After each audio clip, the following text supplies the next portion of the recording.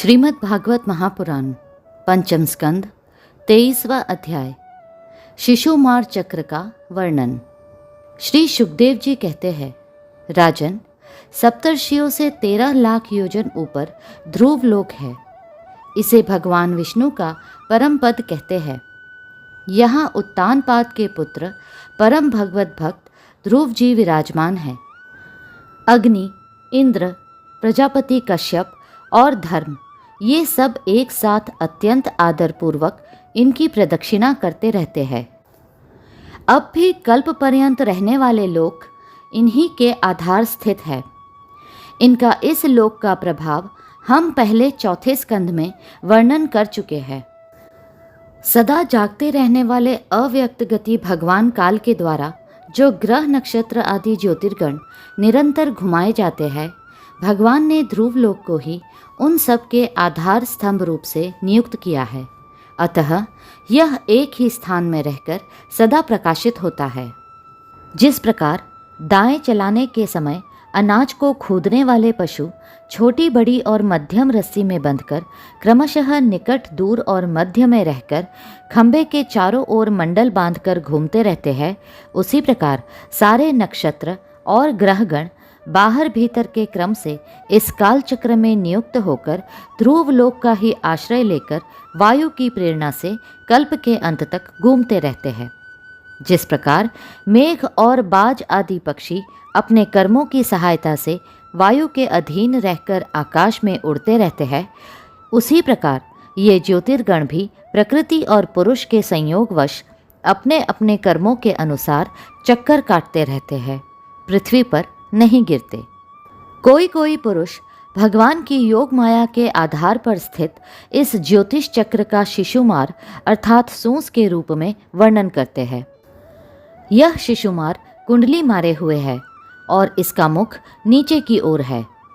इसकी पूंछ के सिरे पर ध्रुव स्थित है। पूंछ के मध्य भाग में प्रजापति, अग्नि, इंद्र और धर्म है। पूंछ की जड़ में धाता और विधाता है। इसके कटी प्रदेश में सप्तर्षि है। यह शिशुमार दाहिनी ओर को सिकुड़कर कुंडली मारे हुए है।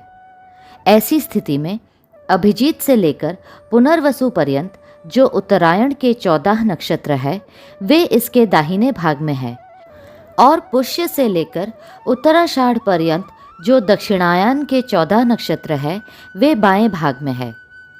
लोक में भी जब शिशुमार कुंडलाकार होता है, तब उसके दोनों ओर के अंगों की संख्या समान रहती है।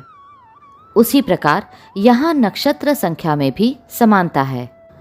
इसकी पीठ में अजविथि अर्थात मूल, पूर्वाषाढ़ा और उत्तराषाढ़ा नाम के 3 नक्षत्रों का समूह है, और उदर में आकाशगंगा है। राजन, इसके दाहिने और बाएं कटी तटों में पुनर्वसु और पुष्य नक्षत्र है। पीछे के दाहिने और बाएं चरणों में आर्द्रा और अश्लेषा नक्षत्र है, तथा दाहिने और बाएं नथुनों में क्रमशः अभिजीत और उत्तराषाढ़ा है।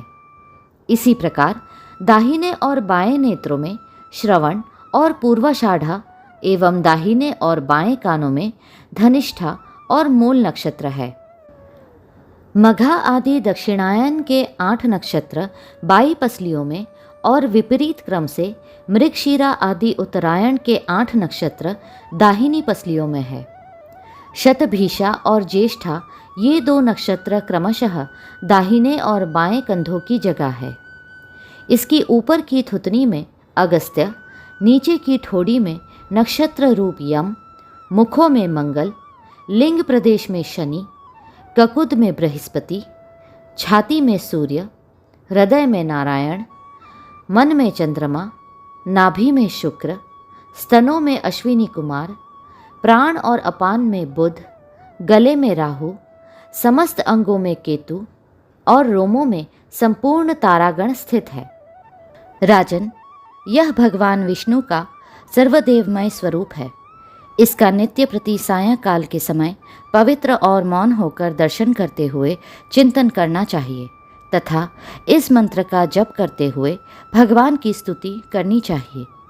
संपूर्ण ज्योतिर्गणों के आश्रय कालचक्र स्वरूप सर्वदेवाधिपति परम पुरुष परमात्मा का हम नमस्कार पूर्वक ध्यान करते हैं। ग्रह, नक्षत्र और ताराओं के रूप में भगवान का आधिदैविक रूप प्रकाशित हो रहा है। वह तीनों समय उपर्युक्त मंत्र का जाप करने वाले पुरुषों के पाप नष्ट कर देता है।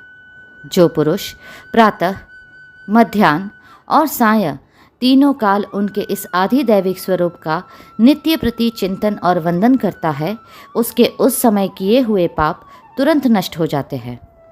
अगला अध्याय शीघ्र ही साझा होगा। कृपया करके लाइक, सब्सक्राइब और शेयर करें।